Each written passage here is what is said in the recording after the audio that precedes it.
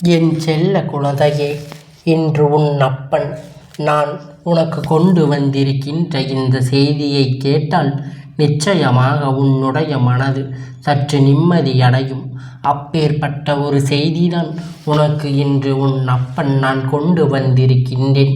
என் குழந்தையே, இந்த அப்பன் உன் முன்னால் வந்து ஒரு செய்தியை சொல்வதற்கு முன்பாக உன் வாழ்க்கையில் நிச்சயமான ஒரு மிகப்பெரிய விஷயம் நடந்திருக்க வேண்டும். ஏதாவது ஒன்றுடைய காரணமாகத்தான் அப்பன் உனக்கு செய்தியை கொண்டு வந்து சேர்ப்பது என்பதனை நீ மறந்துவிடாதே. என் பிள்ளையே, இத்தனை நாள் இந்த வாழ்க்கையில் நீ பட்ட கஷ்டம் எல்லாம் போய் இனிமேல் உனக்கு நல்லது நடக்க வேண்டி வந்து இருக்கின்றது.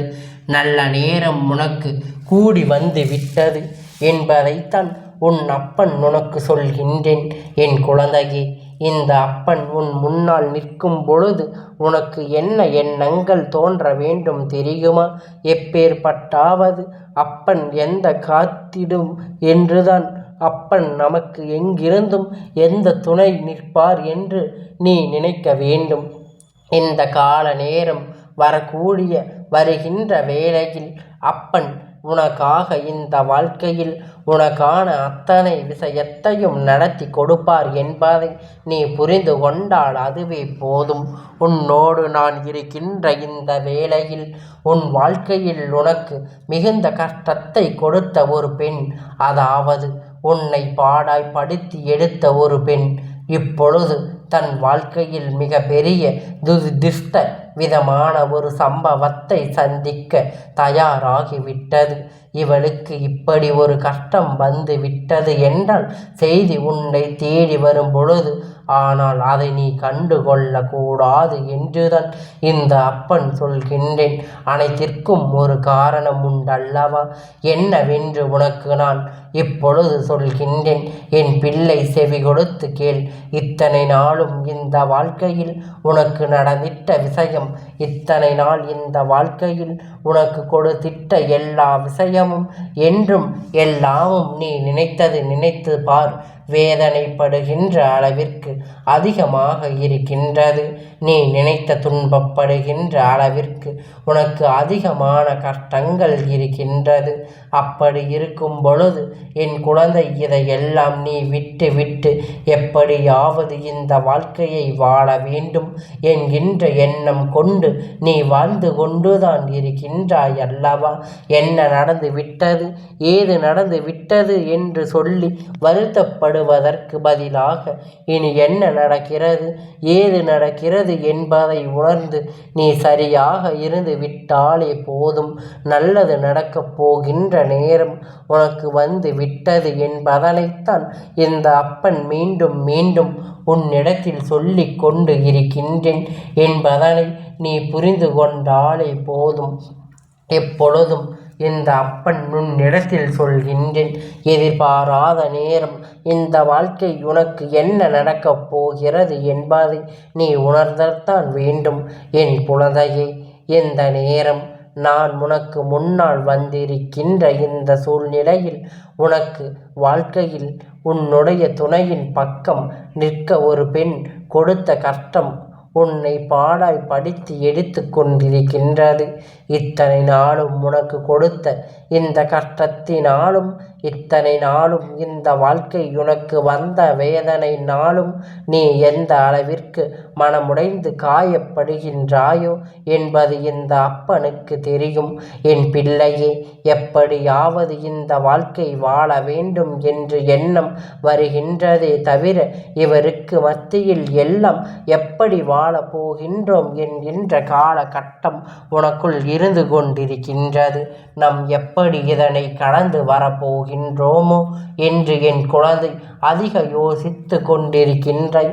எத்தனையோ முறை இந்த வாழ்க்கையில் உன்னை சுற்றி வந்திருக்கின்ற ஒவ்வொரு விஷயமும் உனக்கு மேலும் மேலும் நன்மையை கொடுத்திருக்கின்றது. இவர்களால் நீ பட்ட வேதனை அதிகம். எப்படியெல்லாமோ இந்த வாழ்க்கையில் எப்பொழுதும் இவர்களிடம் எல்லாம் நாம் இது போன்ற வார்த்தைகளை கேட்க வேண்டிய நிலைக்கு வந்து விட்டோமோ என்று சொல்லி நீ மனமுடைந்து காணப்படுகின்றாய். என் குழந்தையே, இவர் உன்னை விட்டு தள்ளி சென்றாலுமே இவர்களின் பேசும் வார்த்தைகள், இவர்கள் நடந்து கொண்ட விதமும் உனக்கு இன்னும் மனதில் ஆறாத ரணமாக இருந்து கொண்டிருக்கின்றது. நாம் யாருக்கு இரக்கப்படுவோம்? யார் வாழ்க்கையில் என்ன கஷ்டம் வந்தாலும் அதை என்னவென்று பார்த்து அதனை தீர்த்து கொடுக்க முயற்சி செய்வோம். இப்படி இருக்கின்ற நமக்கு எப்பேற்பட்ட உறவுகள் சேர்ந்திருக்கிறார்கள் என்று நினைத்து என் குழந்தை, நீ கண்ணீர் வடித்து கொண்டிருந்தாய் அல்லவா? உன்னுடைய கண்ணீர் துளியை நான் அறிவேன். இந்த வாழ்க்கை உனக்கு என்ன கொடுத்தது என்பதை நான் அறிவேன். உன்னுடைய வாழ்க்கை துணை உறவில் இருக்கின்ற ஒரு பெண் உன்னை இந்த அளவிற்கு வேதனைப்படுத்தி இருக்கின்றாள் என்றால் நிச்சயமாக இதனை நம் உடனடியாக தீர்த்து வைத்து விட வேண்டும். இப்பொழுது உன் முன்னால் வந்து நிற்கின்றேன் என் குழந்தையே. இவர்கள் எல்லாம் ஒருவர் இல்லத்திற்கு ஒருவர் புதிதாக வரும்பொழுது அவரவர் தன்னை போலவே பார்த்து தெரியவில்லை. இன்னொருவர் இவர்கள் இன்னொரு குடும்பத்தை சார்ந்தவர்கள் என்றுதான் பார்க்கின்றார்களே தவிர நம் குடும்பத்தில் ஒருவராக தானே இவர்கள் வருகின்றார்கள் என்று சிந்திப்பது கிடையாது. அப்பன் சொல்கின்ற இந்த வாக்கு ஆணுக்கும் பெண்ணுக்கும் பொதுவானது. இதனை நீ முதலில் புரிந்து கொண்டு இப்படி வாழ்க்கை துணையுடைய உறவாக வாழ்ந்து கொண்டிருக்கின்ற ஒரு பெண், அந்த குடும்பத்தை சார்ந்து பெண் உன் மனதை எப்பொழுதும் காயப்படுத்தியதற்கெல்லாம் சேர்த்து வைத்து அவளுக்கு தண்டனை கிடைக்கப் போகிறது. காயப்படுத்தியது என்றால் சாதாரணமான காயம் அல்ல. வாழ்க்கை முழுமைக்குமே அவர்கள் இல்லாதது போனால் கூட அவர் செய்த விஷயம் உனக்கு மறக்காது. கனவிலும் எதிர்பார்த்திடாத அளவிற்கு கொடுமை சந்திக்கும் போது உன் மனது பதைத்தது. இப்படி கூட நமக்கு நடக்குமா என்று நினைத்து வருத்தப்படுகின்ற அளவிற்கு இந்த வாழ்க்கை மிக பெரிய துன்பத்தை உனக்கு கொடுத்து விட்டது. எப்பொழுதும் போல நீயாக இருக்க நினைத்தாலும் இவர்களின் தேவையில்லாத எண்ணம், தேவையில்லாத சிந்தனைகளும் உன் மீது அவர்கள் காட்டுகின்ற ஒவ்வொரு நடவடிக்கைகளும் உனக்கு மிகுந்த வேதனையை கொடுத்து கொண்டிருக்கின்றது. இந்த சூழ்நிலை மாற்றி இந்த வாழ்க்கை உனக்கு நம்பிக்கை பெற்று கொள்ள வேண்டும் என்று சொல்லி நீ உறுதியாக இருந்து செய்த விஷயங்கள் எத்தனையா இருந்தாலும் அவை எல்லாவற்றிற்கும் சேர்த்து வைத்து உன் அப்பன் இன்று உனக்கு பதிலை தருகின்றேன். எல்லா நிலையிலும் வாழ்க்கையில் துன்பங்களை பார்த்திடாதது என்னுடைய குழந்தை. என் குழந்தையே, நான் இவர்களின் கையில் ஒப்படைக்கும் பொழுது நான் கேட்டுக்கொண்டிருக்கின்றதெல்லாம் ஒரே ஒரு விஷயம்தான். அது என்னவென்றால், என்ன நடந்தாலும் எது வந்தாலும் ஒருபோதும் இவர்களை மனதை நோகடித்து விடக்கூடாது என்பதுதான். ஆனால் நான் சொன்னதற்கு மாறாக எல்லாமும் தலைகீழாக நடந்து கொண்டிருக்கின்றது. அவர்களை மேலும் மேலும் காயப்படுத்தியும் மேலும் மேலும் கஷ்டப்படுத்தியும் இருந்து கொண்டு என்பதை நீ மறந்து விடாதே. இதனை தாண்டி நீ யோசிக்கின்ற பல விஷயங்கள் இன்னும் இருக்கத்தான் செய்கின்றது. நீ யோசிக்கின்ற பல விஷயங்கள் இன்னும் உனக்கு மிகுந்த வேதனைகளை கொடுக்கத்தான் செய்கின்றது. உன்னோடு நான் இருக்கின்றேன் என்பதை நீ உணர்ந்து கொண்டு உன்னோடு இந்த அப்பன் தரக்கூடிய இந்த வார்த்தைகளை நீ என்னவென்று புரிந்து கொண்டு அதற்கு பிறகு எந்த ஒரு முடிவையும் எடுக்கலாம். என் குழந்தையே, இந்த பெண் உன்னை பயம்படுத்த எடுத்ததோடு மட்டுமல்லாமல் மனதளவில் உனக்கு பாதிப்பினை ஏற்படுத்தி இருக்கின்றாள். மனதளவில் நீ நினைத்து வருத்தப்படுகின்ற அளவிற்கு உனக்கு மிகுந்த காயங்களை கொடுத்திருக்கின்றார்கள்.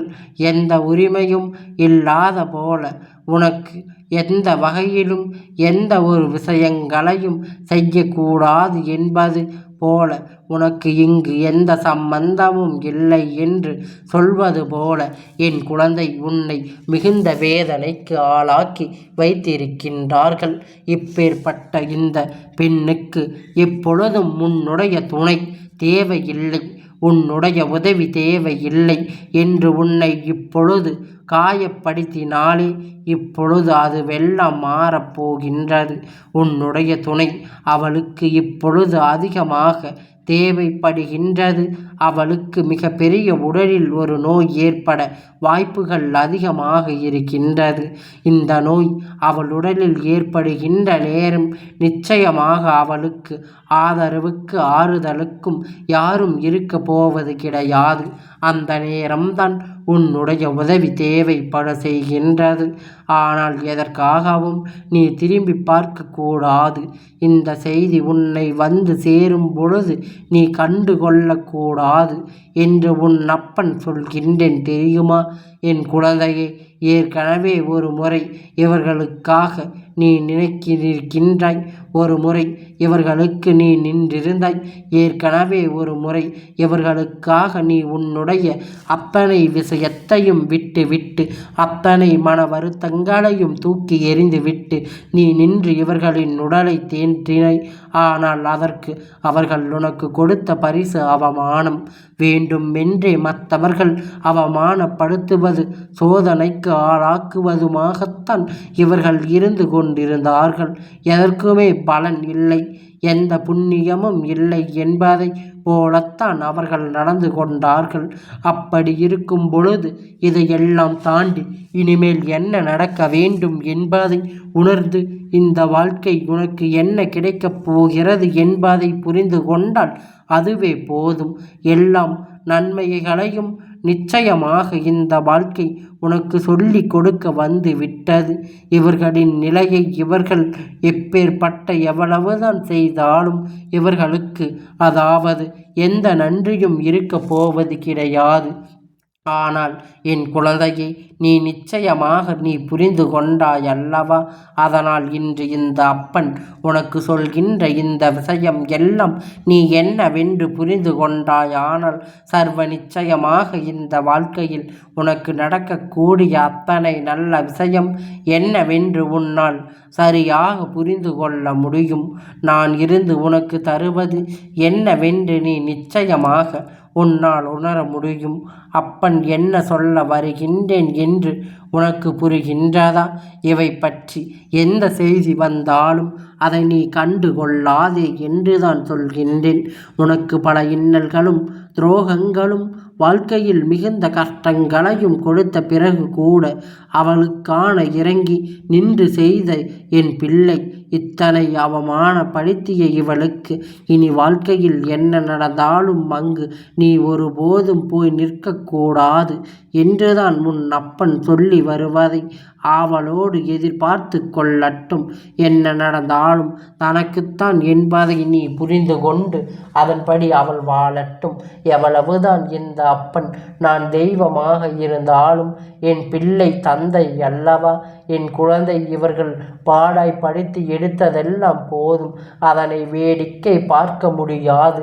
சரியான சந்தர்ப்பம் சூழ்நிலை இந்த அப்பன் எதிர்பார்த்து நின்று கொண்டிருக்கும் பொழுது அந்த சந்தர்ப்பம் சூழ்நிலையும் வாய்ந்தது. அதனை நான் எனக்கு சாதகமாக பயன்படுத்தி கொண்டேன் என்பதுதான் உண்மை.